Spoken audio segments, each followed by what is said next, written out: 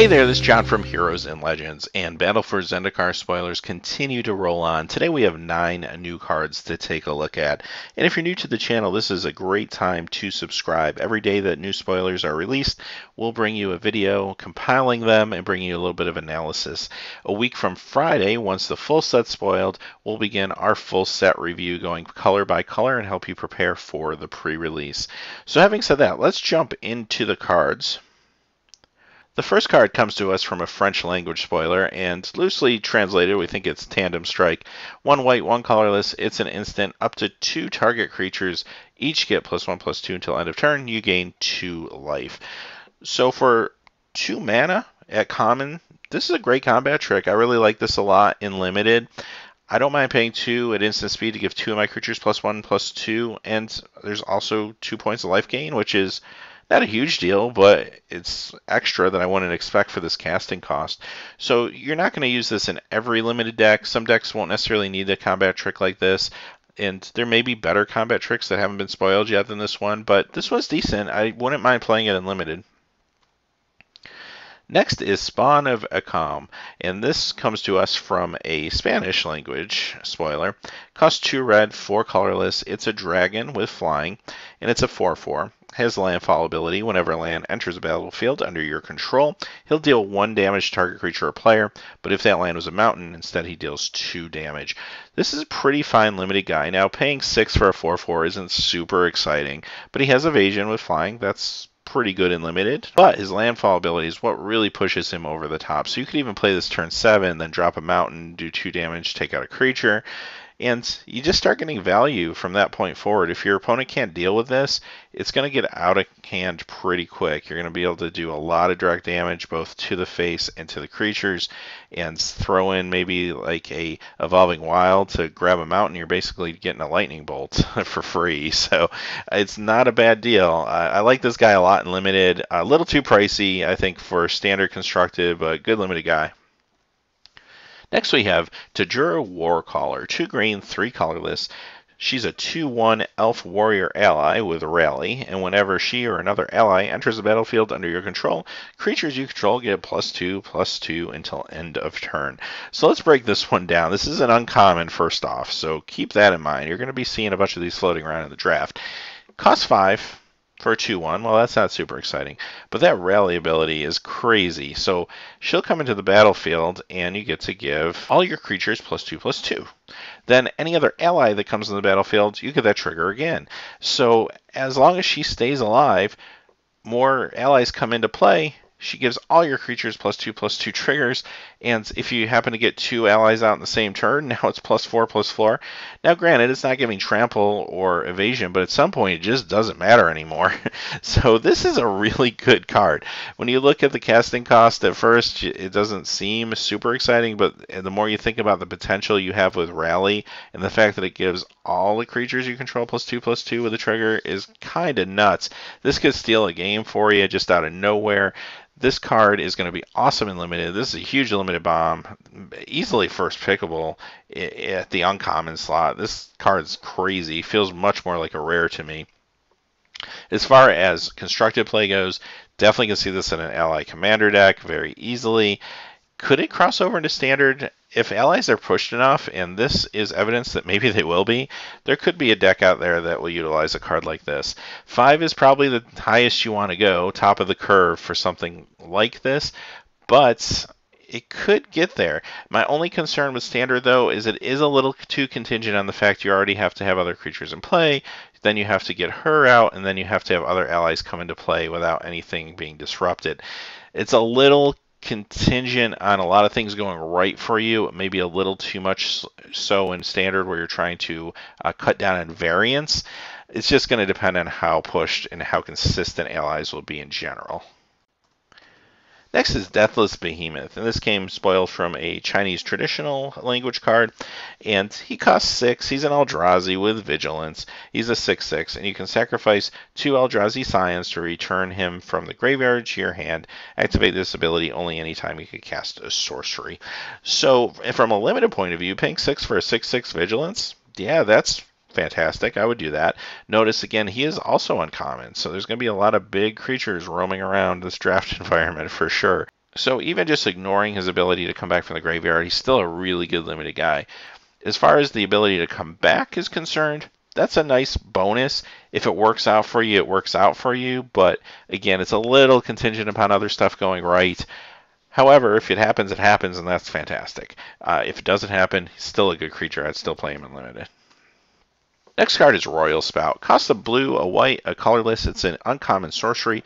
Put target creature on top of its owner's library, and it also has Awaken for 1 blue, 1 white, and 4 colorless. So looking at this casting cost, I feel like I'm paying an extra mana just for the privilege of maybe I can use the Awaken, and if I don't, that's kind of my punishment. So I feel like this card should have been a blue and a white for what it does. But you know what? I'm gambling on the fact that maybe I'll get this in the late game and I can use the Awaken, which is a pretty good ability. So I'm going to pay the extra if I end up using it in the early game, almost as a penalty. That's still okay and limited to me, and here's why. This is a great tempo effect. Sometimes if your opponent is behind on lands, you can simply cast this and sometimes close out a game just by putting their small creature on top of their library and putting them back another turn. So this is something I would have no issue playing in limited. Like I said, it feels a little overcosted, but what you're paying for is the fact that if you get this late game, now you also get to turn one of your lands into a 4/4 creature, and that's also pretty good. So I would gamble on it. Next is Ulamog's Nullifier. For 1 black, 1 blue, 2 colorless. He's a 2/3 Eldrazi processor. This is an uncommon. He has Devoid, so he counts as colorless. Also has Flash and Flying. And when he enters the battlefield, you may put 2 cards your opponents own from exile into their owner's graveyards. If you do, counter target spell. So very interesting here. There's counter spells that we play in limited that cost 4 that only can counter a creature. This truly can be a hard counter. The only issue is it is a very, very conditional. So here's the way I would look at this card. Definitely a limited card. I would be more than happy to play a 2/3 flyer for 4 in limited, especially with Flash and Devoid, which might have some synergies with some of my other Eldrazi's. That alone makes it playable. If the stars and moon align and you're able to counter a spell with this, bonus. Take that as just gravy on top because you can't count on that. So don't play this because you're looking to throw a counterspell or some sort of protection into your deck. Play this because you want to be aggressive and you want a 2/3 flyer that you can also flash into play. Great limited card because of that reason, and hey, if you get to counter a spell off it, that's awesome too. Next is Grove Rumbler. A green, a red, 2 colorless. He's a 3/3 elemental, another uncommon. He has trample, and his landfall ability is whenever a land enters the battlefield under your control, he gets +2/+2 to end a turn, which makes him a 5/5 trample when you drop 1 land. So that's pretty good. I like the fact he costs 4 for a 3/3. That in itself is pretty nicely costed. He already has trample built in. He's probably not going to be a super good blocker, especially in this environment, but he could be a good aggressor. Let's say you're able to drop a couple lands in a turn with an Evolving Wilds or something like that. He can get pretty big pretty quick, and the fact that he has trample makes almost certain that some damage is going to get across. I like this guy. It's just a good, solid, limited guy.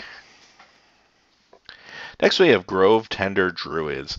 1 white, 1 green, 2 colorless, and this is a 3/3 Elf Druid ally at the uncommon. And it has Rally. Whenever it or another ally enters the battlefield under your control, you may pay 1. If you do, put a 1/1 green plant creature token onto the battlefield. So plant tokens are back. I think they were 0/1 back in World Wake, but here they are as 1/1, which is kind of nice. We see that the power creep of the tokens continues. So this is another really good limited card. I don't mind paying 4 for a 3/3 in limited, and just the fact that I have some ally synergies, I can get some 1/1 tokens out of the deal. Yeah, that's pretty cool. I really like this card. So if I'm playing Commander, I can definitely see this in an allied deck in Commander. Definitely a strong limited card. I feel like this could be a high pick in draft even though it does cost 4. I think that's not going to be too much of a deterrent in this environment compared to, say, a Magic Origins environment. This is very fast. But yeah, this is a really cool card. Really like to try this one out in limited. All right, that brings us to the last card of the day, and this is actually a reprint. It's an expedition, so technically it's not quote unquote part of Battle for Zendikar, but this is our first look at Sacred Foundry, which is the red-white Jacques land with the expedition art. So it looks pretty cool. It's by Noah Bradley, and yeah, we're starting to see a good amount of these expeditions now. There's still more to be spoiled, but the art has been really amazing. I guess my only thing is, I mentioned this before, I really wish they were truly full art and maybe made the box transparent at the bottom, because the art just really does look amazing.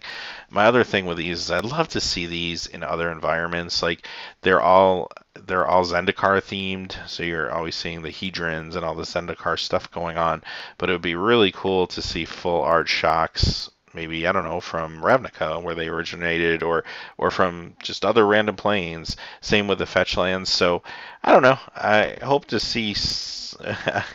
On one hand, I'd hope to see something like this again in the future, with maybe some different art.